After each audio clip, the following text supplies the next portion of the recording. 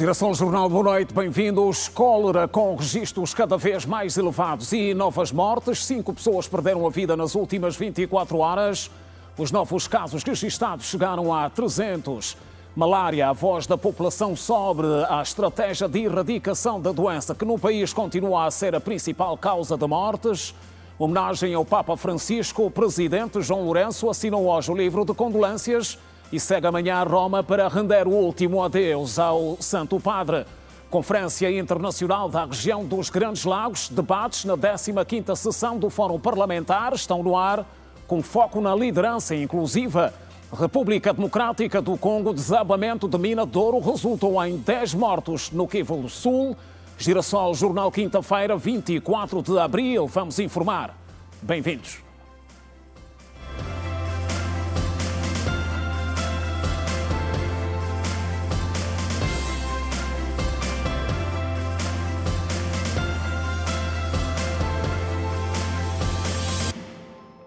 Outra vez, boa noite. Informação sobre a situação da cólera no país. Mais 5 pessoas perderam a vida e 300 novos casos da doença foram registados nas últimas 24 horas, sendo 164 na província de Benguela, segundo o boletim informativo do Ministério da Saúde, que avança igualmente que no mesmo período receberam alta 279 pessoas e atualmente estão internadas outras 538.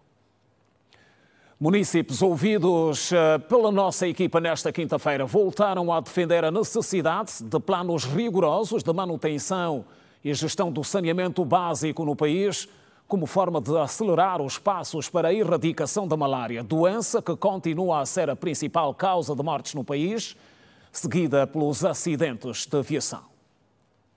A malária continua a ser a principal causa de morte em Angola. É uma doença infecciosa que afeta principalmente os países tropicais. Os vetores transmissores da doença estão por todo o lado. Morador do bairro Prior, no Mussulo, Sabalo António declarou que tem se prevenido contra a doença utilizando o inseticida, pois o acesso a repelentes e mosquiteiros são difíceis. Para o pessoal daqui de cá do Mussulo é mesmo difícil. É difícil. Às vezes a pessoa não foi no outro lado, não tem uns trocos de jeito. E tem 2.000 kwanza daí e dá 1.000 kwanza de regresso. E mais uns troquinhos para comprar o repente. Outro jovem que tem apostado na prevenção é o estudante Adriano Rufino, que apesar de afirmar que o inseticida é prejudicial à saúde, garante que é a maneira mais econômica para combater a doença. Tenho feito sim alguma coisa que é para prevenir-me da malária. Como prevenção, às vezes uso o dragão. Às vezes também uso o repelente, mas como sabemos, né, o repelente é assim, mais carinho. Então tenho feito mais o uso do dragão. Eu uso não sempre, tipo às vezes, quando eu sinto que há necessidade de usar.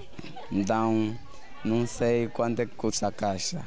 Tenho comprado, mas é 1, 2, 3, assim sucessivamente. Mas dizem também que é um pouco prejudicial para a saúde, né? Com certeza, por isso que eu coloco 2, 3 ou 4, 5 horas antes, que é para depois poder dormir. Já a diretora municipal da saúde do Mussulo, Teresa Jamba, acredita que é possível erradicar a patologia no nosso país. Mas, para que isso aconteça, é necessário apostar no saneamento básico. Tem formas de erradicar, sim. É só para dizer que, bom, a saúde é mais preventiva que curativa, não é? E nós temos que lutar o máximo no que é as determinantes sociais. As determinantes são as que, bom, nos têm dado muitos problemas. As determinantes, por exemplo, o lixo é uma determinante social. Nós temos problema aqui no Mussulo, não temos essa situação das valas de drenagem, por exemplo. É outro problema também. Nós temos muito mosquito nas valas. E outra situação é mesmo... No entanto, Domingas Anastácia considera que as campanhas de sensibilização e prevenção contra a malária são as medidas mais assertivas. É verdade. Eu acho muito bom fazerem esta campanha, porque a malária mesmo é uma doença que mata tão rápida. Na minha família não, mas algumas famílias sim. Tem mesmo pessoas que morreram com malária e foi muito triste. A 25 de abril comemora-se o Dia Mundial contra a Malária e estima-se que em 2023 cerca de 597 mil pessoas no mundo morreram com a doença. E o Girassol Jornal recebe hoje a coordenadora provincial do programa de malária a nível de Luanda, Nadir de Carvalho. Vamos, de forma breve, olhar para aquela que é a estratégia em curso para a erradicação desta doença. Doutora Nadir, boa noite. Muito boa noite, muito obrigada pelo convite. Vem aí, doutora, o Dia Mundial. Sabemos que existe um programa específico já traçado para saudar este Dia Mundial, mas a olhar para a realidade do nosso país em relação à malária, como é que estamos? Portanto, se calhar vou começar primeiro por falar do dia que se assinala amanhã, que é o Dia Mundial de Luta contra a Malária. Nós, este ano, estamos a ser subordinados pela Direção Nacional de Saúde Pública e o Programa Nacional de Controlo da Malária. Temos estado a realizar, desde o início da semana, algumas feiras e campanhas de sensibilização. Todos os municípios foram aderindo às campanhas de sensibilização, que serão de forma contínua, porque fazem parte daquilo que é a estratégia do combate à malária. Amanhã será o ato nacional. Será então, teremos uma atividade na Universidade Privada de Angola, onde estaremos lá. Vamos realizar então um encontro para discutirmos e falarmos um bocadinho sobre as questões da malária a nível nacional, portanto. E também teremos então a feira no município de Talatona, que será a feira do ato central, município de Talatona, que é o cartão de visitas de Angola. Quanto às estratégias que a província de Luanda tem, como o lema deste ano, o lema da malária é mesmo reinvestir, reimaginar, reacender, que nos leva muito a pensar naquilo que nós temos feito. Que investimentos têm-se feito para a luta da malária?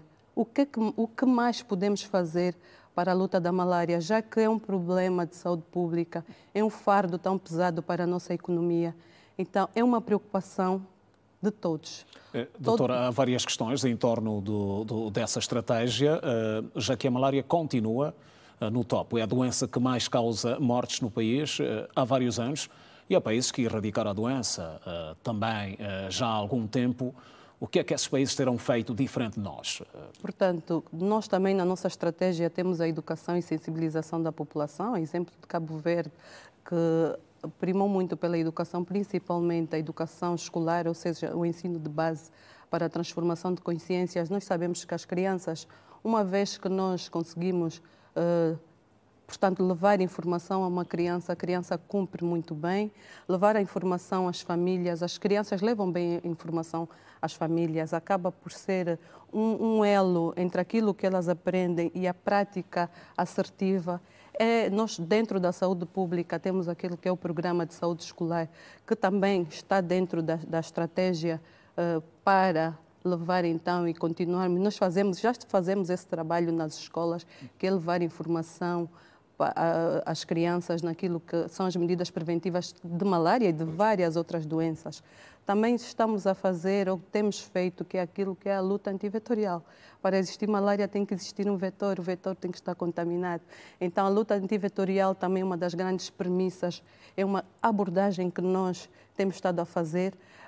Por exemplo, os coordenadores dos programas da malária a nível do país, desde a semana passada, estamos a receber uma formação para a atualização da Carta Entomológica de Angola. Vamos fazer mapeamento da Carta Entomológica, saber onde é que estão localizados os vetores, que vetores estão localizados e levar a cabo esse estudo de vetores. A nível de Luanda, doutora, como é que estamos em termos de números? Só Luanda? Luanda, em termos de números, nós temos, vou falar agora desse primeiro trimestre. Neste primeiro trimestre, comparativamente com o ano passado, houve uma redução no número de óbitos em 50%. É um ganho que eu acredito que nós vamos continuar a lutar para continuarmos a reduzir esses números. No ano passado, nós tivemos uma média de 800 e tal óbitos e no mesmo período, agora este ano, tivemos uma média de 400 e tal óbitos, daí essa redução de 50%. Quanto à mulher grávida, no ano passado, no mesmo período, tivemos 8 mortes de mulheres grávidas e tivemos 4 4 mortes de mulheres grávidas e neste mesmo período tivemos uma morte. Dizer que quanto ao número de casos, tivemos no trimestre do ano passado cerca de 600 e tal mil casos e este ano tivemos 400 e tal mil casos. Então, consideramos aqui que, fruto da nossa estratégia de manejo de casos, que é a formação contínua dos nossos quadros, nós continuamos a formar. No ano passado, formamos em média mais ou menos 90 técnicos de laboratório para melhor diagnóstico. Sabemos que o diagnóstico, se não for bem feito, pode ser um vilão. Quais são as metas, doutora, em relação a olhar para esta estratégia em curso de combate à malária? Quais são as metas específicas para este ano de 2025? Estamos a falar de quanto tempo? Portanto, para este ano de 2025, nós vamos apostar na sensibilização, vamos apostar mais proximidade da população para a mudança de comportamento. Nós sabemos que a malária é uma situação multissetorial. Nós devemos trabalhar, sim, com a população, as medidas todas de prevenção. Devemos trabalhar com outros setores para que todos juntos possamos estar engajados naquilo que é a luta contra a malária. Porque a saúde pode estar a fazer o seu trabalho, mas os outros setores também é muito importante estarem a fazer o seu trabalho para acompanharmos a mesmo ritmo tudo aquilo que nós podemos fazer em relação à malária. Já a vacina, doutora, contra a doença, isto poderá facilitar o alcance das metas traçadas à luz da estratégia? Nós, no país, neste momento, portanto, nós sempre dependemos do Ministério da Saúde. Quando o Ministério da Saúde tiver vacinas disponíveis, no tempo certo vamos saber, pelos mídias, o Ministério vai se pronunciar e aí Luanda poderá dizer alguma coisa quanto à vacina. Luanda é uma província conhecida pelos problemas que tem em termos de debilidades a nível de saneamento básico. Isto não compromete até certo ponto o que foi traçado em termos de metas para alcançar os resultados? Como eu disse, acaba por comprometer, sim, mas que todos os setores devem trabalhar juntos e fazer os alinhamentos, e é aquilo que nós procuramos, trabalhar com os outros setores e fazer o devido alinhamento.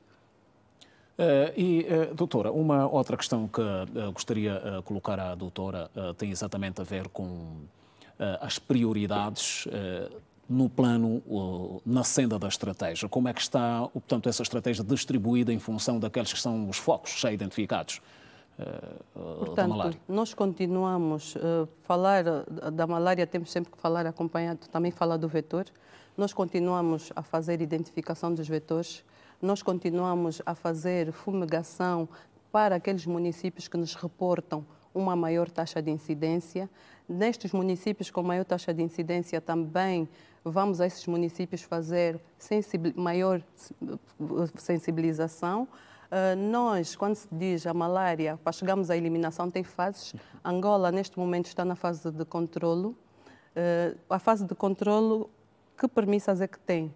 É redução do número de casos, tratamento certo e redução do número de óbitos. Então, é nosso objetivo também trabalhar nessas premissas que temos. E para essas premissas, dentro tem várias estratégias, desde a distribuição de mosquiteiros tratados com inseticida de longa duração, principalmente para aquilo que são os grupos de risco. Nesta fase, é olhar para os grupos de risco e fazer essa distribuição, que são as mulheres grávidas e os menores de 5 anos. Aonde é que essas mulheres grávidas e os menores de 5 anos deverão, então, receber portanto, os mosquiteiros tratados com inseticida de longa duração? Nas unidades sanitárias, porque não estamos em fase de distribuição em massa. A mulher grávida deve, então, ir à consulta pré-natal para se beneficiar do mosquiteiro que faz parte das medidas de prevenção. E a criança, onde é que a criança vai receber? A criança vai receber na vacina de rotina. Ainda para a mulher grávida, também temos uma estratégia. A partir da 13ª semana, a mulher grávida recebe um fármaco, dentro dessa estratégia, recebe um fármaco que vai receber no intervalo de 30 em 30 dias. Daí que apelamos para que a mulher grávida tenha acesso a todas as medidas de prevenção, que as mulheres grávidas devem mesmo ir à consulta pré-natal. E a olhar agora para o Dia Mundial, que é já amanhã, o programa reserva que ações específicas?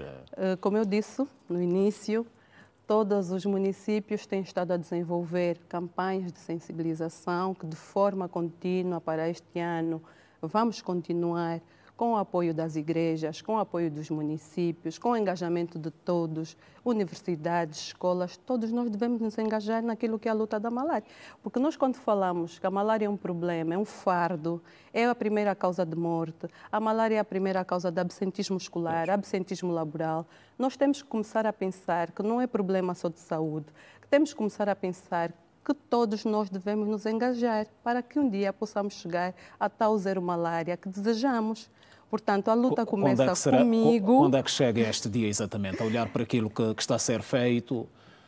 Esse dia começa quando todos nós nos engajarmos. Podemos adivinhar para 2026, por exemplo? Portanto, 2028, 2030? Portanto, esperava-se pelo menos até 2030. Então, vamos continuar a trabalhar e todos juntos. Ou seja, 2030 pode não ser uma data ou um ano seguro para sonharmos na perspectiva de continuar a trabalhar para chegar um dia, para chegarmos ao zero malária. Ao zero. Sim. Está ainda distante. A meta é zero. Está ainda distante? Temos muito para fazer e eu digo sempre, mas temos que fazer juntos. Todos nós devemos fazer. Toda a sociedade deve fazer. Por isso é que os reinvestimentos, principalmente investimento doméstico, mas quando está-se a falar de investimento doméstico, não está-se a falar só do investimento do Estado.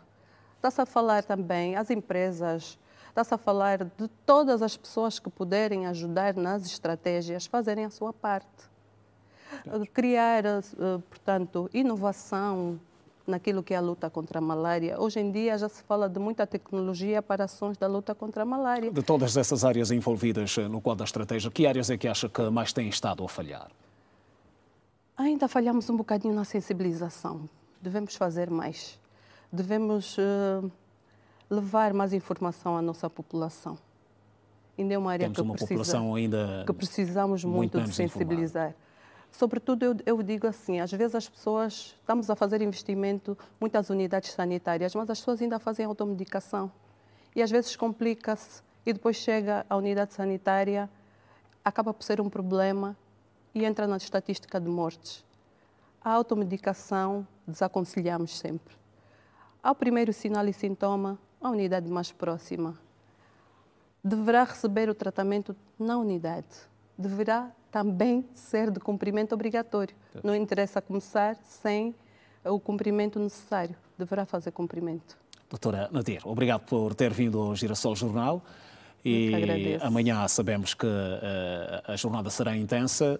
Gostaríamos voltar a ter a vossa equipa tanto amanhã ou numa próxima oportunidade para termos dados essenciais, no caso, se calhar mais atuais, sobre a situação da malária, particularmente em Luanda. Muito obrigada pelo convite e nós estamos abertos para dar voz àquilo que é essa luta, como eu disse, é uma luta de todos e vamos trabalhar para que um dia cheguemos, sim, ao zero malária. Obrigado mais uma vez. Eu que agradeço. Continuação de bom trabalho. E seguimos a informar, mais 2.000 casos de malária foram registados no primeiro trimestre deste ano no município de Mussulo. A informação foi avançada pela Diretora Nacional de Saúde durante uma campanha de sensibilização contra a doença realizada nesta quinta-feira. O bairro Prior, no município do Mussulo, foi alvo de uma campanha de sensibilização para o combate e prevenção da malária. Uma iniciativa liderada pela Direção Municipal da Saúde Local, em colaboração com a administração. Na ocasião, a chefe de seção de logística do Mussulo, Alfa Ponte, avançou que a campanha decorreu a bom ritmo. Aqui no nosso município, fazendo palestras, distribuindo cartazes para a prevenção então da malária. A oferecer os antimaláricos como Quartem, para as grávidas ou Fansidar. E também estamos a fazer rastreio, isso fazendo a gota espécie, testes rápidos de malária, para então assim nós descartamos aos nossos municípios a malária. A diretora municipal da saúde do Mussulo, Teresa Jamba, declarou que mais de 2.000 casos da doença foram detectados no município. Total de 2.823 casos de malária. em crianças dos 0 aos 14 anos, tivemos 1.371 e os adultos, ou seja, acima dos 15 anos, 1.452 casos. Nós trabalhamos na sensibilização, explicando à população de como se proteger do mosquito. Nós aqui, isto é uma ilha, e é claro que sendo uma ilha temos muitos vetores, temos muito mosquito. E a malária continua a liderar nas patologias. Quanto à aquisição de medicamentos para combater a doença, Alfa Pontes disse que não têm nenhum constrangimento. Não temos tido nenhum constrangimento quanto à aquisição, porque temos feito lá no depósito provincial e a Direção Nacional também ajuda neste contexto. Com vista a combater os focos de mosquitos que transmitem a malária, Teresa Jamba disse também que foi realizada a fumigação intra e extradomiciliar. Temos também algumas equipas, já fizemos fumigação e desinfestação em algumas vivendas e não só, centros, ou seja, escolas, administração e outros locais, igrejas. Também hoje, o dia como tal, nós dedicamos à malária propriamente dito e começamos também a campanha de vacinação contra a cólera. Atualmente, o município de Mossulo conta com 5 unidades sanitárias, mas só 3 estão no ativo. A segunda edição do Fórum Internacional de Segurança e Saúde Ocupacional teve lugar nesta quinta-feira aqui em Luanda. Sob o lema Saúde e Higiene no Trabalho, o encontro contou com a participação de vários especialistas e experts em matéria de legislação laboral. Este fórum, que acontece em Luanda, tem como princípio garantir o bem-estar e saúde das pessoas no local de trabalho e proporcionar um ambiente saudável nas organizações. Durante o fórum, o diretor-geral da Inteleger, Áureo Sebastião, falou do conjunto de medidas para prevenir as doenças no trabalho. Saúde ocupacional, como a própria OIT também, a OMS define, não é simplesmente a ausência de saúde. Acima de tudo é bem-estar físico, bem-estar psicológico, bem-estar social.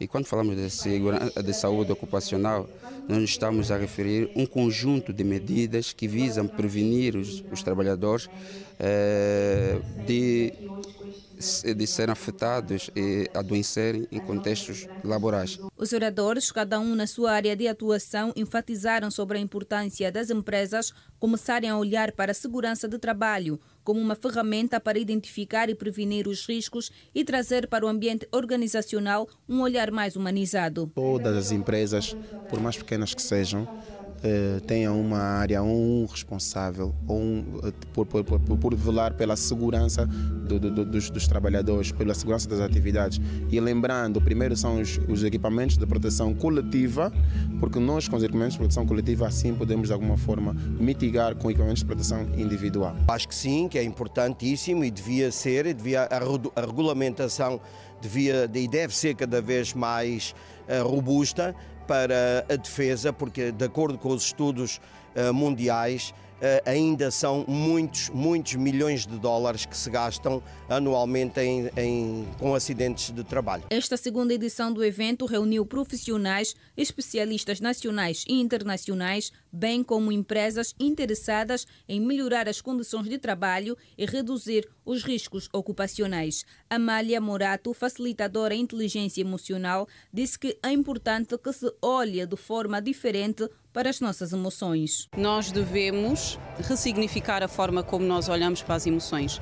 Em vez de reprimirmos as emoções, devemos acolher.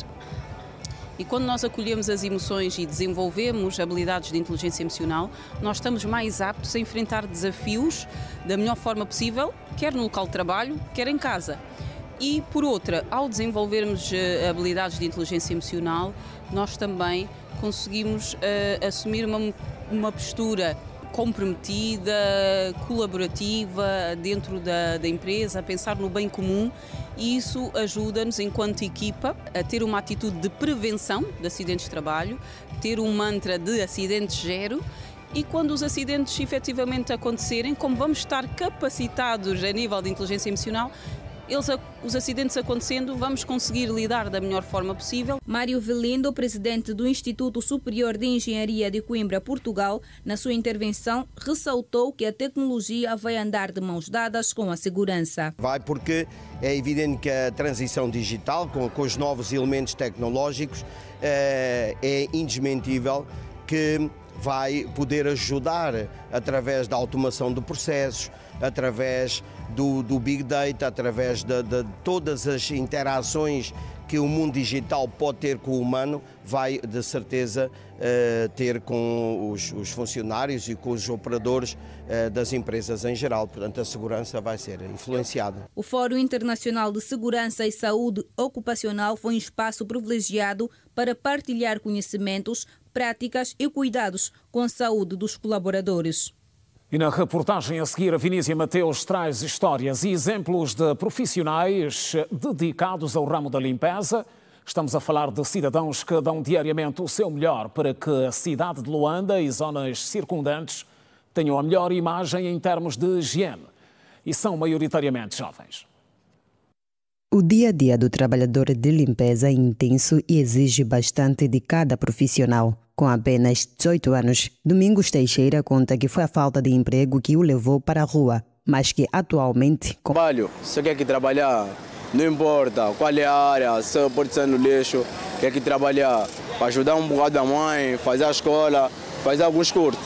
Wilson da Cunha é destes profissionais que vão à rua cumprir com sua tarefa. Ele afirma que o faz com empenho e dedicação. Tentamos deixar a vida mais bonita porque nós somos as pessoas que varremos a via. As pessoas acham que isso não é trabalho, mas isso, eu vejo isso como um trabalho, vejo isso como uma oportunidade, porque com isso que nós fizemos também muitos já estão a sustentar as suas famílias, como eu também. O dia-a-dia de um trabalhador de limpeza é composto por uma variedade de tarefas de limpeza e conservação. Angelino Alvista criou a cooperativa Angeliza para ajudar a mitigar o problema de lixo a nível do município do Ojaenda, em Luanda. Passados 5 anos, ele emprega mais de 42 jovens. Para aqui, para Angola, aqui Luange, nós trabalhamos com 20.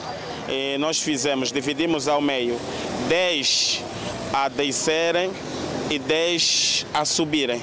Você faz agora 100 metros e quando chegares lá à frente, os 100 metros atrás, já tiraram um bidão nas pessoas que estão no táxi. Principalmente quando tem muito engarrafamento, você só vê os bidões a lançarem. Você já está lá à frente e quando regressa novamente.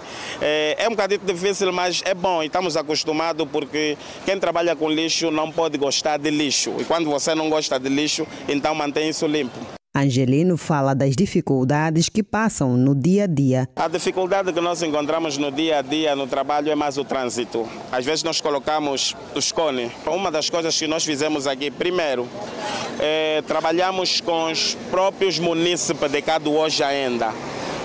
Nós recrutamos mesmo as pessoas do Ojaenda, mesmo as pessoas que estão inseridas nas cooperativas a trabalharem aqui para o Ojaenda. O responsável da cooperativa afirma ainda que dos materiais recolhidos é feita a separação dos resíduos aproveitáveis e o descarte dos que não são reutilizados.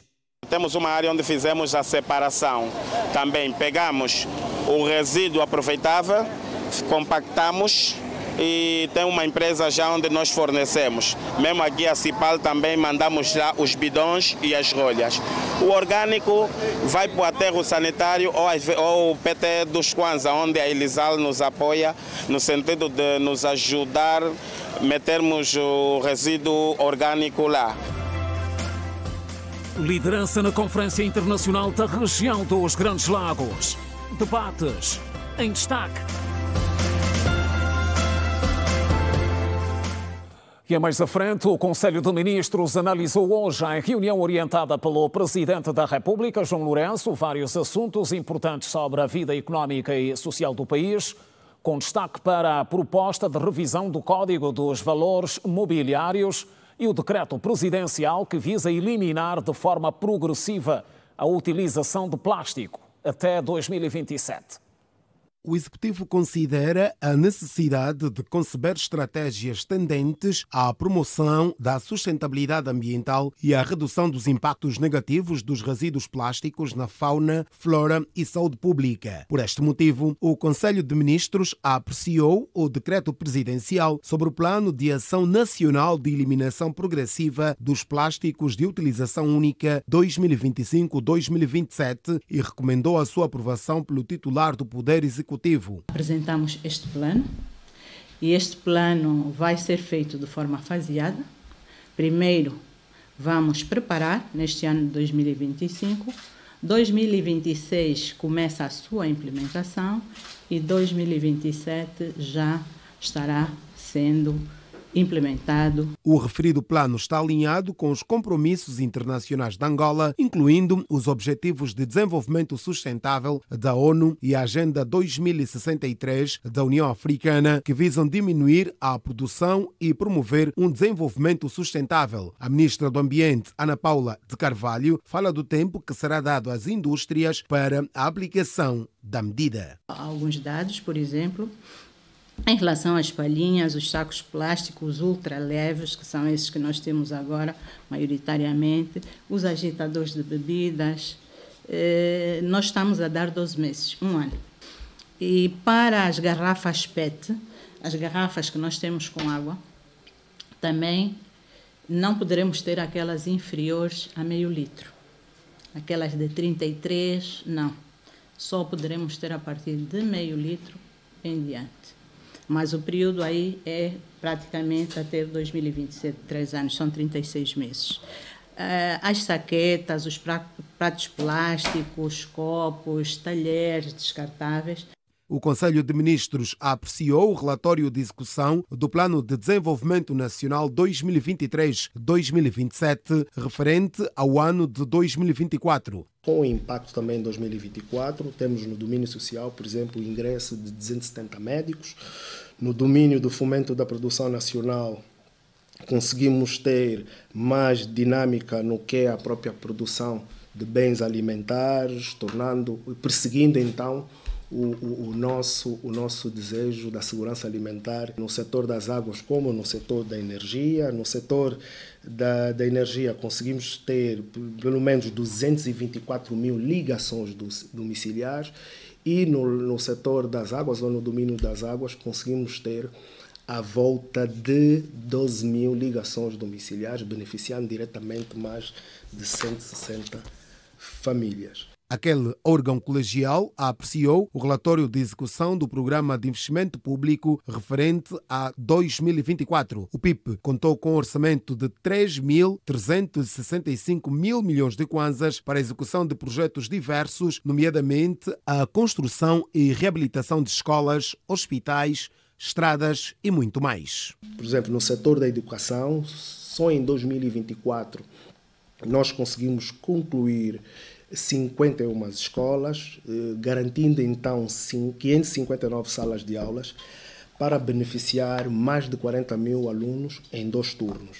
No setor da saúde, conseguimos concluir 21 unidades sanitárias, o que nos disponibilizou e colocou à disposição da população a volta de 1.650 camas, aumentando assim a nossa capacidade. Na sessão desta quinta-feira, o Conselho de Ministros apreciou um decreto presidencial que altera o contrato de partilha de produção da área de concessão do Bloco 17. Relativamente ao setor do turismo, o Conselho de Ministros apreciou um diploma que cria e classifica a ilha de Luanda como local de interesse turístico, tendo em conta a sua localização e morfologia, o seu valor paisagístico e as suas especificidades culturais. No âmbito do Programa de Reforma Administrativa em curso no país, o Conselho de Ministros apreciou o decreto presidencial que altera o Estatuto Orgânico do Ministério da Ação Social, Família e Promoção da Mulher. Finalmente, o Conselho de Ministros foi informado sobre a evolução da epidemia de cólera no país e das medidas que estão a ser tomadas para travar a sua expansão. A morte do Papa Francisco constitui um duro golpe para o mundo e uma imensa perda para os cristãos católicos, reafirmou hoje o Presidente da República, João Lourenço. O chefe de Estado, acompanhado da Primeira-Dama da República, Ana Dias Lourenço, foi hoje até à sede da Nunciatura Apostólica em Angola para assinar o livro de condolências. À chegada, o presidente João Lourenço e a primeira-dama da República, Ana Dias Lourenço, foram recebidos pelo núncio apostólico em Angola, Dom Crispim do Biel, com quem mantiveram um breve encontro em privado. O chefe de Estado assinou o livro de condolências. Na mensagem, João Lourenço destacou as qualidades do sumo pontífice que, na última segunda-feira, acordou o mundo com a notícia da sua morte. No texto, o presidente escreveu, e citamos, a morte de Sua Santidade Papa Francisco, Bispo de Roma e líder da Igreja Católica, constitui um duro golpe para o mundo e uma imensa perda para os cristãos católicos que viam nele uma das grandes esperanças para a construção de um mundo mais justo e equilibrado, por ter sido comprometido com a paz, justiça social e com os mais desfavorecidos. João Lourenço acrescentou ainda que apresenta ao Estado do Vaticano e aos fiéis da Igreja Católica em todo o mundo, em nome do Executivo angolano e no seu próprio, as mais sentidas condolências pelo passamento físico desta insigne personalidade universal. O núncio apostólico disse que o Papa Francisco pretendia visitar Angola, mas a sua vontade não será concretizada.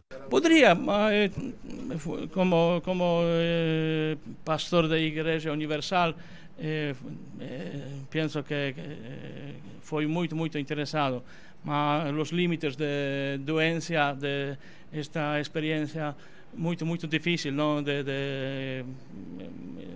Limites físicos, não? Porque com o coração estava muito cerca. Também foi uma recomendação quando disse que ajuda os angolanos. Quando foi nomeado núncio apostólico, me disse ajuda os angolanos. Não só Angola, angolanos, não? Porque cada pessoa estava também no coração do Papa, não? Na orações e na atividade, não? Isto que como pastor da Igreja Universal tive esta cura espiritual para ajudar as pessoas que vivem neste tão bonito país. O religioso anunciou para a próxima semana uma missa de ação de graças em memória ao Papa argentino, tendo apelado para que os católicos e não católicos se juntem à solenidade. Dom Crispim reiterou ainda que o Papa Francisco, de nome próprio Jorge Mário Bergoglio, sempre olhou para o continente africano com muito carinho, tendo por isso ganho o apelido de advogado de África. Segunda-feira, na Igreja da Sagrada Família, temos uma missa por el Papa. Estão bem-vindos todos também os representantes de prensa, de meios de comunicação, para facilitar aos angolanos uma participação online também neste momento de oração. Depois do casal presidencial, foi a vez da vice-presidente da República seguir até a Nunciatura Apostólica para prestar solidariedade aos católicos. Esperança da Costa assinou igualmente o livro de condolências, onde destacou que foi com imensa tristeza que tomou conhecimento do passamento físico de Sua Santidade Papa Francisco aos 21 de abril de 2025. Para a vice-presidente da República, a morte do Papa Francisco constitui uma perda irreparável para a humanidade inteira, particularmente para a Igreja Católica, pois era um autêntico defensor de uma igreja mais permeável à sensibilidade do mundo, marcado de esperança, de um serviço pastoral irrepreensível, humanizado e baseado na moral, na ética e no amor ao próximo. Refira-se que o Presidente da República, João Lourenço, se desloca esta sexta-feira para Roma, onde vai participar no sábado das cerimônias fúnebres do Sumo Pontífice, que será sepultado na Basílica de Santa Maria Maior, em Roma. Os cristãos católicos e não católicos se despedem daquele que foi chamado de Papa dos Afetos, Papa que abriu a Igreja para todos, sem olhar para o tom de pele, raça ou opção sexual. Pois e como acabamos de fazer referência, o Presidente da República, João Lourenço, vai participar nas cerimónias fúnebres do Papa Francisco. Deixa por isso Luanda amanhã, com destino a Roma, segundo os serviços da Secretaria da Presidência da República. O Presidente João Lourenço associou-se a este momento de grande tristeza, sobretudo para a vasta comunidade católica espalhada pelo mundo, com uma mensagem enviada ao Vaticano na segunda-feira. Depois do anúncio do passamento físico, do Santo Padre. Lembrar que o Presidente da República esteve com o Papa Francisco no Vaticano em 2019, numa visita realizada a 12 de novembro. E cerca de 50 chefes de Estado já confirmaram presença no funeral do Papa Francisco, marcado para este sábado. Por outro lado, as autoridades italianas asseguram o reforço das medidas de segurança em Roma para a cerimónia. De acordo com a informação do Vaticano, até o momento, perto de 50 chefes de Estado e 10 monarcas, num total de 130 delegações, devem assistir ao funeral do Papa, que ocupou o lugar número 266 na lista de líderes máximos da Igreja Católica. O Vaticano anunciou os dados nesta quinta-feira. Entre as entidades que confirmaram presença estão os presidentes da Argentina, terra natal do Papa Francisco, dos Estados Unidos, França, Brasil, Portugal, Ucrânia, entre outros países, além de diversos monarcas, bem como chefes de governo e representantes de diversas diplomacias e instituições internacionais. O funeral do Papa, que morreu na segunda-feira aos 88 anos, terá lugar no próximo sábado de manhã, na Praça de São Pedro, no Vaticano. A seu pedido, o Sumo Pontífice será sepultado na Basílica Romana de Santa Maria Maior. Prevê-se que seja um evento lotado de gente que se vai querer despedir do primeiro Papa, proveniente de um país sul-americano. Por isso, as autoridades italianas afirmaram que o evento vai implicar uma grande operação de logística e segurança e que vai paralisar o centro de Roma. Elas sublinham que, por ser uma cerimónia de impacto global, o funeral dará origem a uma operação de segurança apertada. Para evitar quaisquer situações desagradáveis em termos de segurança, medidas já estão em curso. A polícia está a eliminar sinais de radiofrequência e a abater qualquer drone não autorizado. Nos céus de Roma, apenas podem voar aeronaves que tenham permissão expressa das autoridades italianas. Em terra, a segurança não é negligenciada. Só na Praça de São Pedro, prevê-se que até o fim do conclave papal no próximo mês estejam mais de 2.000 agentes policiais diariamente em postos de controlo. Nas principais artérias, mais de 400 agentes reguladores de trânsito gerem o fluxo. Para que nada falhe, estão envolvidos na operação de segurança atiradores furtivos, unidades antiterrorismo e equipas de bombeiros treinadas em ataques químicos e biológicos. O trabalho antevê-se árduo. Forças especiais serão responsáveis por garantir a segurança de convidados como o Príncipe William e Donald Trump, por exemplo. Estamos a informar, é o Girassol Jornal. Seguimos para o primeiro intervalo. Até já.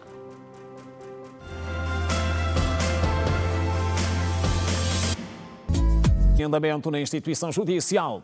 Reafirmou isto mesmo hoje o Procurador-Geral da República, Hélder Pitagros, na sequência de uma retrospectiva histórica da PGR que conta agora com um novo edifício sede.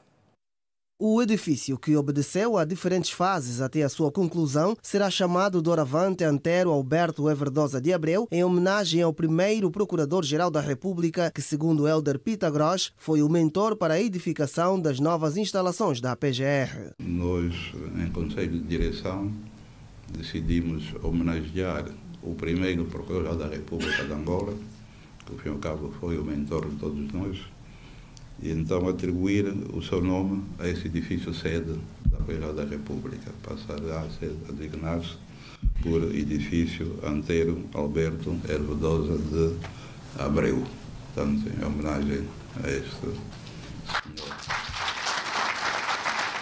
Ao falar durante a retrospectiva histórica da Procuradoria-Geral da República, o magistrado do Ministério Público sinalizou estarem criadas as condições para a formação contínua dos magistrados. Temos aqui um ganho muito importante, que é uma ideia que temos já há algum tempo, que é da formação contínua dos magistrados. A partir de agora temos as nossas instalações para a formação, temos que, a partir de agora, empenharmos-nos para que a formação contínua passa a ser uma realidade.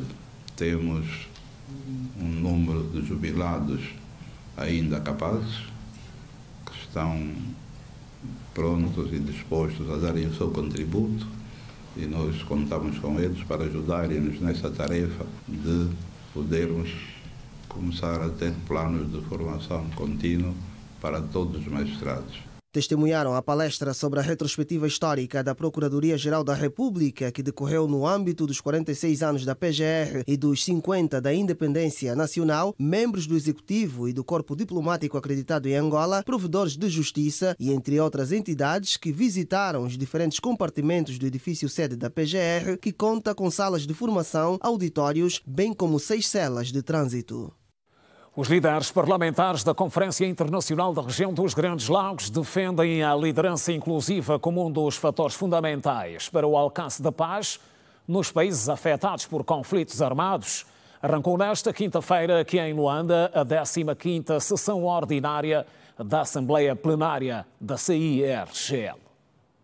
Durante 2 dias, Luanda acolhe a 15ª sessão ordinária da Assembleia Plenária da Conferência Internacional da Região dos Grandes Lagos. Membros dos 12 países da região vão discutir sobre a paz no leste da República Democrática do Congo, República Centro-Africana, Sudão do Sul e Sudão, regiões que têm sido afetadas pelos conflitos armados por grupos rebeldes, o que degrada cada vez mais as questões sociais como infraestruturas, questões humanitárias, política e económica. Carolina Cerqueira, que falava no discurso de abertura da 15ª sessão ordinária da Assembleia Plenária da Conferência Internacional da Região dos Grandes Lagos, ressaltou a importância de uma liderança inclusiva para o alcance da paz social em zonas de conflito. Minhas senhoras e meus senhores, a inclusão é mais do que um conceito. Ela é a chave para a construção de sociedades pacíficas e democráticas. Uma liderança inclusiva reconhece as diversas identidades, necessidades e aspirações dos povos que constituem as diferentes nações da nossa região. A região dos Grandes Lagos é uma vasta diversidade, onde convivem diferentes etnias, religiões, culturas e línguas. Ignorar ou marginalizar qualquer comunidade, seja ela política, social ou étnica, é ignorar a própria essência da nossa convivência pacífica. A construção de um futuro próspero depende de um modelo de governança que promova a equidade e respeite a diversidade. O apoio de se reforçar a inclusão, colocando mulheres nas negociações de paz na região dos Grandes Lagos, vem do secretário executivo da CIRGL, João Carrolo. Os processos de paz que incluem significativamente as mulheres têm mais chance de poder ser bem-sucedidos e uma estabilidade duradoura. A política econômica e a perspectiva do gênero incorporado tendem a ser mais efetiva e sustentável. Ainda assim, a representação das mulheres nas posições de liderança em nossa região continua a ser muito baixa comparada com outras partes do mundo. Caros deputados, minhas senhoras e meus senhores, o vosso papel na aceleração da liderança inclusiva não pode ser ignorada. Tendo em conta a crise económica da instituição por causa da não contribuição das cotas por parte dos países membros, Ronald Tembo, secretário-geral interino do Fórum da Organização dos Grandes Lagos, garante que o certame vai ser crucial para angariar parceiros que possam ajudar a ultrapassar esta crise. A mobilização de recursos e a estratégia de angariação de fundo é resposta aos constrangimentos financeiros. O secretariado desenvolveram um plano para a mobilização de recursos, no qual a estratégia vai fazer com que tentar atrair apoio com as agências filantrópicas e do setor privado para garantir a nossa sustentabilidade e independência. Entre vários temas a serem analisados e discutidos está a eleição de um novo secretário-geral do Fórum Parlamentar da CIRGL, situação humanitária na região, ameaça institucional, entre outros. 10 pessoas morreram na sequência do desabamento de uma mina de ouro na República Democrática do Congo. O incidente aconteceu na província do Kivu do Sul. Confira o resumo de outros assuntos que marcam hoje a atualidade internacional. O anúncio do desabamento da mina foi feito pelo governo do Kivu Sul, nomeado pelo M23, depois de ter tomado a capital daquela província congolesa. Citado pela agência Reuters, o governador do Kivu Sul disse que os casos de morte podem aumentar devido ao número de feridos. De acordo com o governante, o incidente deve-se à construção descontrolada e à má manutenção dos poços de ouro na área. Entretanto, o governador anterior à tomada da cidade confirmou o colapso da mina, mas não forneceu um número de mortos. 12 pessoas morreram na sequência do ataque russo à cidade de Kiev, capital da Ucrânia. O ataque com mísseis e drones realizado durante a noite desta quarta-feira foi o maior deste ano contra Kiev. Na sequência do bombardeio, 90 outras pessoas ficaram feridas. O impacto chamou a atenção do presidente norte-americano Donald Trump, que considerou ser um ataque desnecessário e por isso escreveu na sua rede social Truth: "Não estou contente com os ataques russos a Kiev. Desnecessários e em má altura. Vladimir, pare." Trump apelou ainda à paz, acrescentando: "Vamos fazer o acordo de paz." A Casa Branca ameaçou abandonar os esforços se nenhum progresso fosse feito em breve. E Trump repreendeu Zelensky por ter afirmado que Kiev não reconheceria a ocupação da Crimeia pela Rússia. Nos esforços para o alcance do fim do conflito, iniciado em 2022, o enviado especial de Donald Trump deve encontrar-se com Vladimir Putin na sexta-feira para manter diálogo. Mercado de capitais. Novos serviços. Em destaque.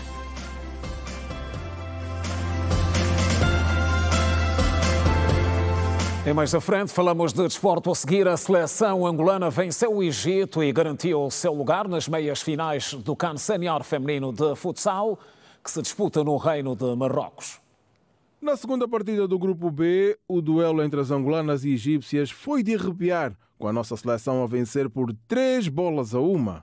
Foi uma primeira parte aguerrida, com ataques de um lado e do outro, e as duas seleções a não darem espaço. A nossa camisola 10, Jamila, abriu o placar aos 11 minutos com um belo tento rasteirinho, sem opções para a guarda-redes egípcia. A seguir, que passou ao lado da baliza. Com bastante persistência, a também camisola 10 do Egito, Asmaus, igualou o placar aos 32 minutos. Se a primeira parte as nossas mangolês cometeram muitas faltas, no segundo tempo foram as egípcias com um somatório também de 4 faltas. Aos 33 minutos, a ala Jamila Katumbela, no segmento de um contra-ataque, voltou a marcar e colocou Angola em vantagem. 2-1 no placar. E não ficamos por aí. A faltar 1 minuto para terminar, a ala Beu, camisola 7, fez o gosto ao pé, fechando o placar em 3-1. Com esta vitória, a seleção angolana termina com 6 pontos no Grupo B e passa para as meias finais do CAN de Marrocos. O 1º de agosto visita o reduto do São Salvador do Congo neste domingo, às 15 horas. Para a ronda 26 do Girabola, os militares querem sair da província do Zaire com os 3 pontos garantidos. Os militares voltaram a ensaiar os aspectos táticos e técnicos para o confronto contra a formação do São Salvador do Congo. O duelo é a contar para a jornada número 26 do principal campeonato de futebol do nosso país, o Girabola. Stopira, antigo craque do 1º de agosto e agora nas vestes de treinador adjunto, garantiu que os atletas estão preparados para conquistarem mais 3 pontos, apesar do perigo que o adversário apresenta. Nós estamos a nos preparar da melhor maneira possível para nós irmos fazer um bom jogo e conquistar os nossos objetivos. Estamos a preparar os nossos atacantes para concretizarmos todas as oportunidades, visto que temos falhado muito. Então vamos preparar o nosso ataque para chegarmos lá e concretizar as oportunidades. Essa é a nossa estratégia para nós conseguirmos a nossa vitória. Queremos ganharmos os jogos, os 5 jogos que estão em diante. Então vamos começar agora com esse jogo. Recordo que o 1º de agosto é o 3º colocado da tabela classificativa do Girabola, com 47 pontos, mais 9 que o São Salvador do Congo, na 6ª posição com 36. Angola está no grupo A do Afrobasket feminino, que vai decorrer em Abidjan, Côte d'Ivoire, de 26 de julho a 3 de agosto deste ano.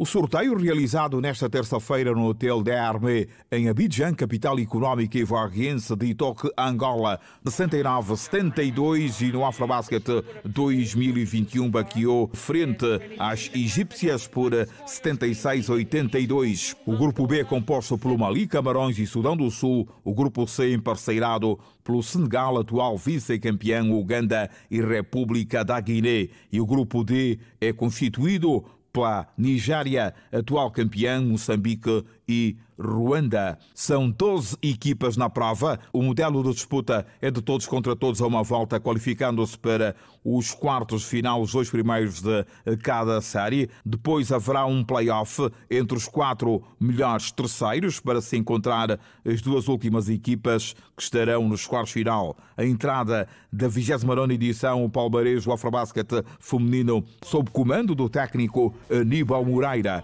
E no 5º lugar da galeria do Afrobasket feminino estão o Mali e o Madagascar, com um troféu cada.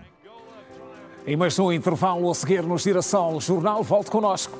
Até já.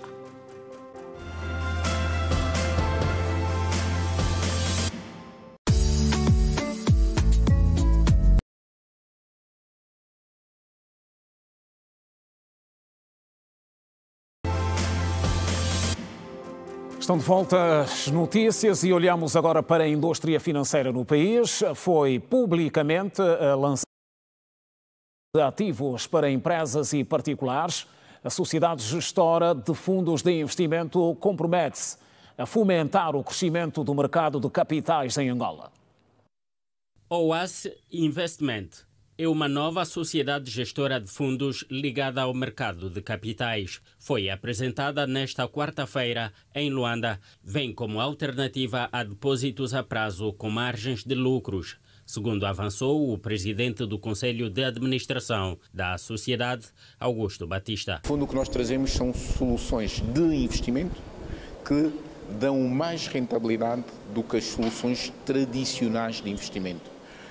Em vez de eu ter, por exemplo, um depósito que me paga 12%, 13% ou 14%, eu na Oase consigo investimentos que me paguem, por exemplo, 15,5%, 16%.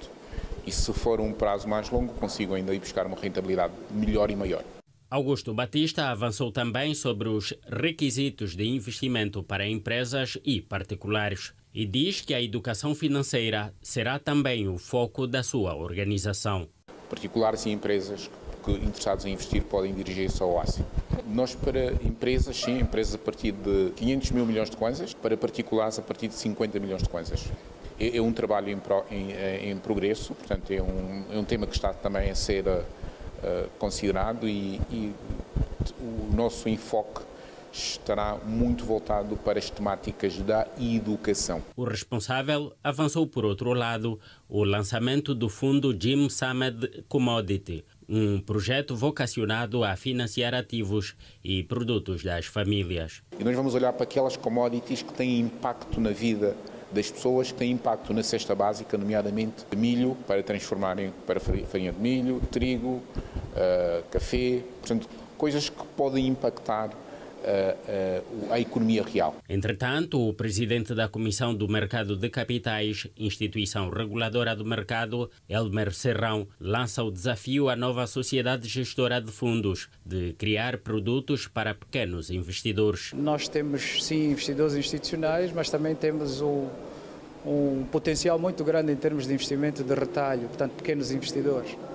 E o desafio que lançamos para a Oase, que no fundo é extensivo ao mercado, é o de criar produtos adaptados a esse perfil de investimento, aos pequenos investidores. Demos uma pista sobre aquilo que pode ser feito, pode ser dinamizado, que seria uma exploração maior da potencialidade do mobile money para a indústria dos fundos de investimento. No ato de lançamento estiveram líderes de instituições financeiras, gestores e possíveis investidores. Ora, o secretário-geral do MPLA, Paulo Pombolo, cumpriu hoje uma jornada de campo ao município de Belas. A jornada, que foi essencialmente de constatação, serviu para acertos e recomendações baseadas no plano estratégico de atuação do Partido dos Camaradas face aos desafios futuros. No final da jornada falou o segundo secretário do MPLA em Luanda, Hermelindo Pereira. O camarada secretário-geral veio aqui fazer uma avaliação do trabalho que o partido tem desenvolvido aqui nessa parcela do nosso território, logo a seguir a divisão política administrativa e com a eleição do camarada Wilson como primeiro secretário. Também veio fazer uma apreciação do estado político, social e econômico aqui do município, onde foi feita uma radiografia, uma apresentação, uma vez que o nosso primeiro secretário também é o administrador aqui do território. O camarada secretário-geral, em princípio, sai satisfeito com o trabalho que está a ser desenvolvido aqui a nível do território e pensamos nós que foram baixadas as orientações precisas para que o partido desenvolva a sua atividade com a maior naturalidade. Estamos a preparar as condições para os próximos desafios que temos a nível do nosso partido, que é precisamente o Congresso da OMA, que deverá estar a começar já, com o seu término no próximo ano. Temos também o Congresso do nosso partido e o desafio das eleições de 2027. Informamos por hoje no Girassol Jornal. É sempre um prazer contar consigo. Voltamos amanhã à mesma hora, 19h45. Continuação de boa noite. Passe bem.